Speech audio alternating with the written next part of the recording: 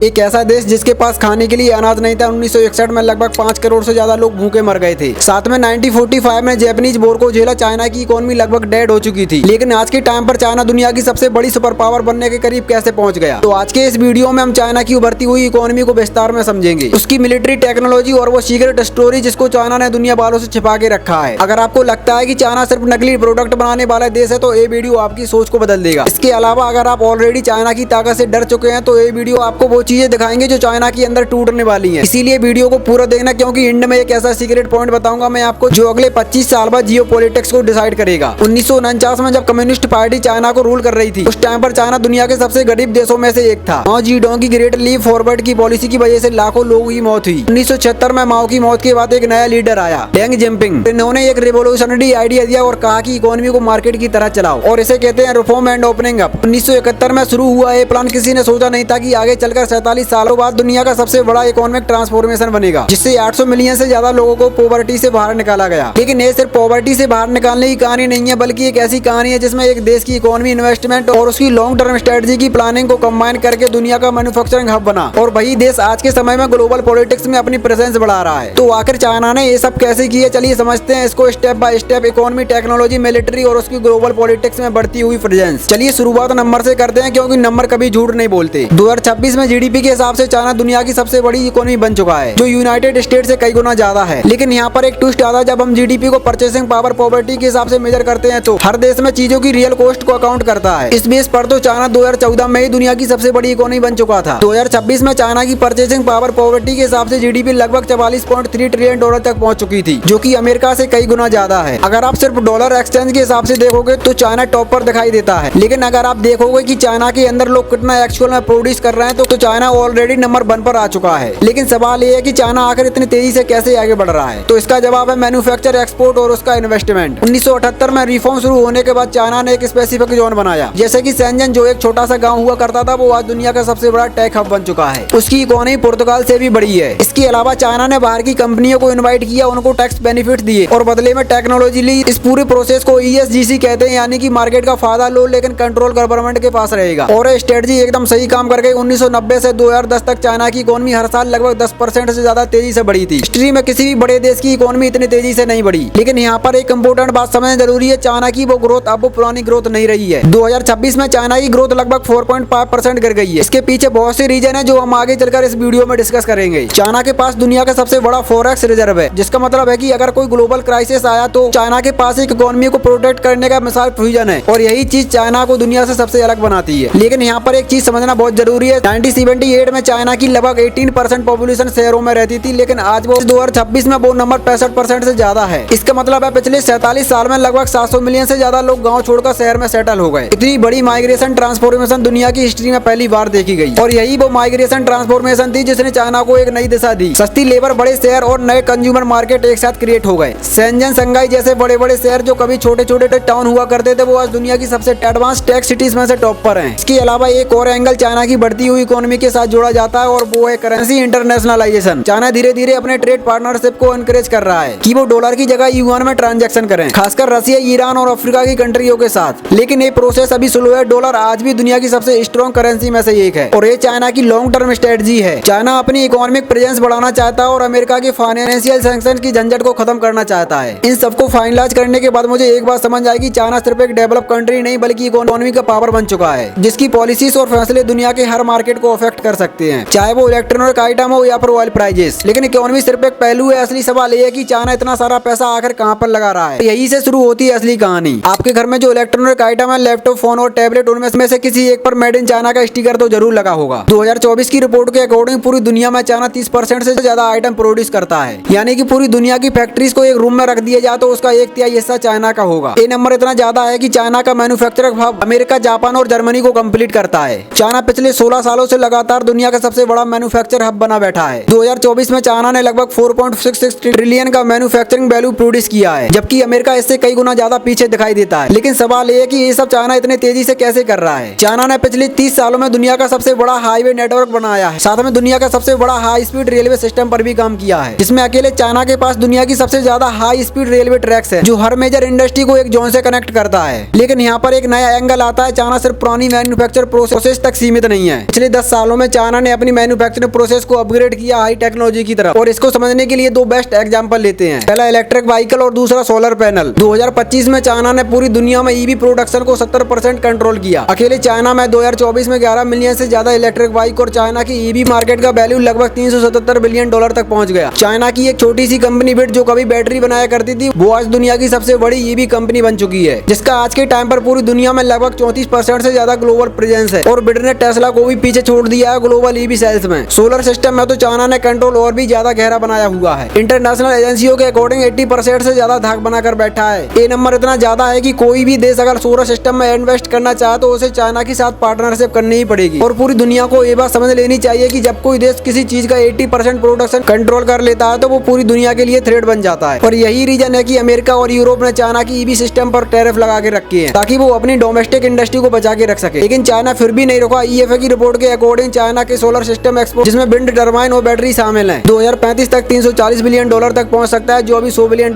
के अराउंड है। इन सबको जानने के बाद मुझे एक बात समझ आई कि चाइना सिर्फ एक सस्ता सामान नहीं बना रहा, बल्कि वो फ्यूचर की टेक्नोलॉजी को कंट्रोल करने की प्लानिंग भी बना रहा है। और फिर एक पॉइंट मेरे सामने आया और वो है शिपिंग पोर्ट। दुनिया के टॉप 10 बिजी पोर्ट में से 8 चाइना के पास है और हर साल 47 बिलियन से ज्यादा शिपिंग कंटेनर को कंट्रोल करता है। इसके अलावा चाइना की शिपिंग कंपनी COSCO 2026 में दुनिया की सबसे बड़ी शिपिंग कंपनी बन चुकी है, जिसने साउथ कोरिया और जापान को भी पीछे छोड़ दिया है। और यही वो इकोसिस्टम है जिस वजह से चाइना की कंपनी चाइना को नहीं छोड़ना चाहती, चाहे पर बाहर के देशों में लेबर कितनी भी सस्ती क्यों ना हो। अभी तक हमने देखा कि चाइना की मैन्युफैक्चर इकोनॉमी कितनी बड़ी है, लेकिन ये तो सिर्फ अभी शुरुआत है। अब हम बात करेंगे वो उस पॉइंट पर जो सबसे ज्यादा इंटरेस्टिंग है, चाइना AI और स्पेस टेक्नोलॉजी में क्या कर रहा है। और ये जानकर आपका सिर घूम जाएगा। एक टाइम था जब चाइना के प्रोडक्ट का मजाक बनाया जाता था, लेकिन आज वही प्रोडक्ट चाइना को इनोवेट कर रहा है। 2024 की रिपोर्ट के according China research and development पर लगभग यूनाइटेड स्टेट से 4 गुना ज्यादा पैसा खर्च कर रहा है। और इसका रिजल्ट चाइना की स्पेस में बढ़ती हुई प्रेजेंस है। अगर बात करें चाइना के डिफेंस बजट की, तो चाइना 2026 में दुनिया का सबसे बड़ा मिलिट्री स्पेंडर बन चुका है। डिफेंस बजट लगभग $281 बिलियन तक पहुंच चुका है, जो कि पिछले साल से 7% ज्यादा बढ़ा है, यानी कि $336 बिलियन। और इतना सारा पैसा चाइना अपनी मिलिट्री पर खर्च करता है। शी जिनपिंग ने PLA को डायरेक्टली मैसेज दिया कि 2027 तक तालिबान को फोर्स से लेने की कैपेबिलिटी तैयार करो। 2013 में जिनपिंग ने एक ऐसा प्लान तैयार किया जो आने वाले समय में चाइना को दुनिया का सबसे बड़ा इंफ्रास्ट्रक्चर प्रोजेक्ट बनाने वाला है। BRI यानी कि बेल्ट रोड इनिशिएट। चाइना बाहर की कंपनियों में जाकर रोड, हाईवे और प्लांट बना रहा है और पूरी दुनिया को अलग अलग तरीकों से लोन दे रहा है। आज 2026 में 150 कंट्रियों से ज्यादा। चलिए इसको दो एग्जाम्पल से समझते हैं। पाकिस्तान में चाइना पाकिस्तान इकोनॉमिक कॉरिडोर को बना रहा है, जो कि BRI का एक बहुत बड़ा प्रोजेक्ट है। इसकी टोटल वैल्यू $60 बिलियन से ज्यादा है। इसमें हाईवेज, पावर प्लांट और पोर्ट भी शामिल है, जो कि अरेबियन सी में चाइना को एक डायरेक्ट एक्सेस देगा। इससे चाइना अपने ऑयल इंपोर्ट के लिए मलक्का स्टेट से डिपेंडेंसी कम करेगा। इसके बाद नंबर 2, अफ्रीका के देशों में चाइना अपनी प्रेजेंस को बढ़ा रहा है। वहाँ पर इंडस्ट्री, पोर्ट और बड़े बड़े पार्क बनाने में लगा हुआ है, जिससे चाइना की इकोनॉमी को बूस्ट मिलेगा। इन सबको कवर करने के बाद एक पॉइंट चाइना की इकोनॉमी में बहुत ज्यादा मैटर करता है और वो है एजुकेशन सिस्टम। चाइना का एजुकेशन सिस्टम डायरेक्टली इकोनॉमी से लिंक है। मेड इन चाइना 2025 जैसी पॉलिसीज के थ्रू गवर्नमेंट ने डिसाइड किया है कि कौन से सेक्टर में देश को लीड करना है और यूनिवर्सिटीज को उसी डायरेक्शन में फंड दिया और एजुकेशन को नई दिशा मिली, जिसने चाइना की इकोनॉमी को एक बूस्ट दिया। इसीलिए चाइनीज स्टूडेंट आज नई नई टेक्नोलॉजीज को बना रहे हैं। इस पूरी कहानी में एक नाम बार बार दिमाग में आया होगा और वो है इंडिया। और इसमें कोई शक नहीं है, इंडिया दोनों सुपर पावर के बीच में बैठा हुआ है। IMF 2026 की रिपोर्ट के अकॉर्डिंग इंडिया दुनिया की सबसे फास्टेस्ट ग्रोइंग इकोनॉमी बन चुका है, जिसकी ग्रोथ हर साल 6% से ज्यादा एस्टिमेट की गई है 2026 के लिए, जबकि चाइना की ग्रोथ 6% घट गई है। जहाँ चाइना की पॉपुलेशन घट रही है, बुढ़ी हो रही है, वहीं पर इंडिया की पॉपुलेशन अभी भी यंग है, जो अगले कई सालों तक डेमोग्राफिक एडवांटेज बना रहेगा। अगर इंडिया अपने यंग वर्कर्स को सही तरीके से स्किल और जॉब दे तो इंडिया की इकोनॉमी बहुत तेजी से आगे बढ़ेगी। अब चलिए इस पूरी कहानी को एक साथ जोड़ते हैं। चाइना ने पिछले 47 सालों में वो कर दिखाया जो हिस्ट्री में किसी भी देश ने नहीं कर पाया है। 800 मिलियन लोगों को पॉवर्टी से बाहर निकाला, दुनिया का सबसे बड़ा मैन्युफैक्चर हब बना और टेक्नोलॉजी के साथ साथ स्पेस में प्रेजेंस बढ़ाई। चाइना की इकोनॉमी PPP के हिसाब से दुनिया की सबसे बड़ी इकोनॉमी बनने के करीब पहुंच चुकी है, यानी कि चाइना पूरी दुनिया का सबसे बड़ा मैन्युफैक्चर हब बना बैठा है। और मैंने जो कुछ ही बताया ये सब फैक्ट है, इनको डिनाई नहीं किया जा सकता। अगर आपको वाकई में लगता है कि चाइना दुनिया की सबसे बड़ी सुपर पावर बनने के करीब पहुंच चुका है तो कमेंट में ड्रैगन राइसन लिखना मत भूलना। और इस वीडियो को बनाने के लिए हमने वेरीफाइड सोर्स का इस्तेमाल किया है, ताकि आपको फैक्ट मिले, ना कि फालतू के ओपिनियन और बकवास। अगर आपको ये वीडियो पसंद आया हो तो लाइक करना, साथ में चैनल को सब्सक्राइब कर देना। मिलते हैं नेक्स्ट वीडियो, तब तक के लिए धन्यवाद।